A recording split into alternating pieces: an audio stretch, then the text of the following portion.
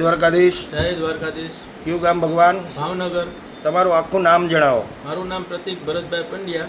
હવે પ્રતિકભાઈ, તમે અમૃત પુષ્પ કોના માટે અને શું તકલીફ માટે લઈ ગયા હતા? હું મારા પપ્પા માટે અને મારા વાઈફ માટે લઈ ગયો હતો, મારા પત્ની માટે. હવે એક જ મિનિટ, તમારા પપ્પાને શું તકલીફ?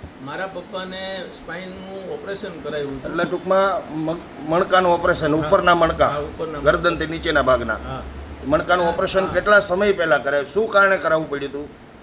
એનું જમણું અંગ હાવ ખોટું પડી ગયું હતું અને ડૉક્ટરોને એવું કહેવું હતું કે ભાઈ સર્જરી અત્યારે બધું લોહી ને બધું બરોબર છે, એનું અંગ હાલે છે તો કરાવી નાખો તો સારું, નગર પછી કે 2 મહિના પછી કે હાવ બેડ રેસ્ટ વયા જશે. બરાબર. એટલે આપણે કરાવ્યું, 2-3 દિવસ સારું રહ્યું, પછી પાછું ઇન્ફેક્શન લાગુ પડી ગયા મારા પપ્પાને.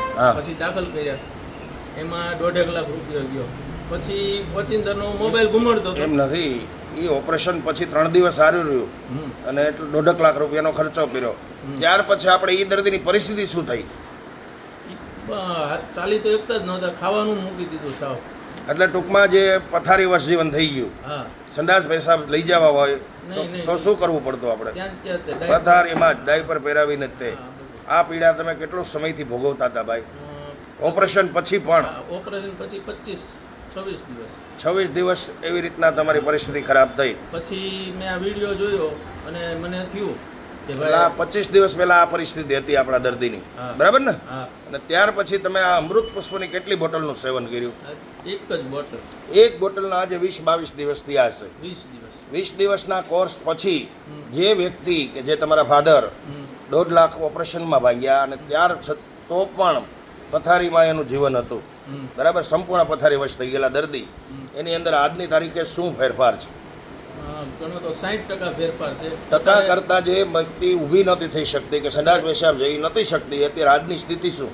આજની સ્થિતિમાં એ લાકડી લઈને ઠેઠ સંડાસ ઓકી જાય છે, એટલે પોતાની રીતે પોતાની નિત્ય ક્રિયાઓ કરી શકે છે.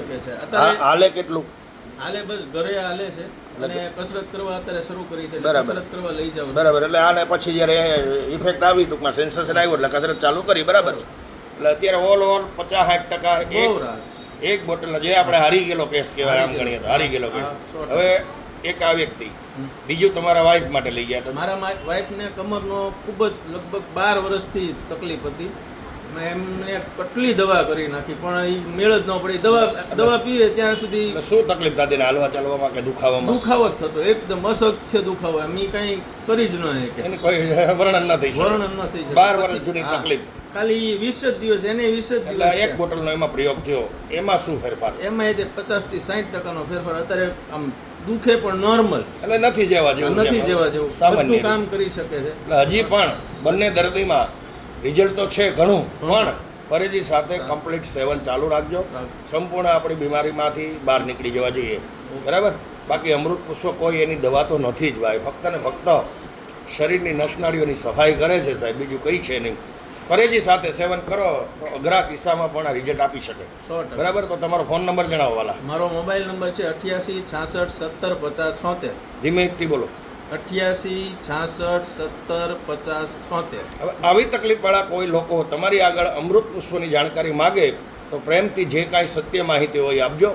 જય દ્વારકાધીશ. જય દ્વારકાધીશ. જય ગુરુ મહારાજ. જય ગુરુ મહારાજ. જય દાન મહારાજ. જય દાન મહારાજ. જય સિયારામ. જય સિયારામ.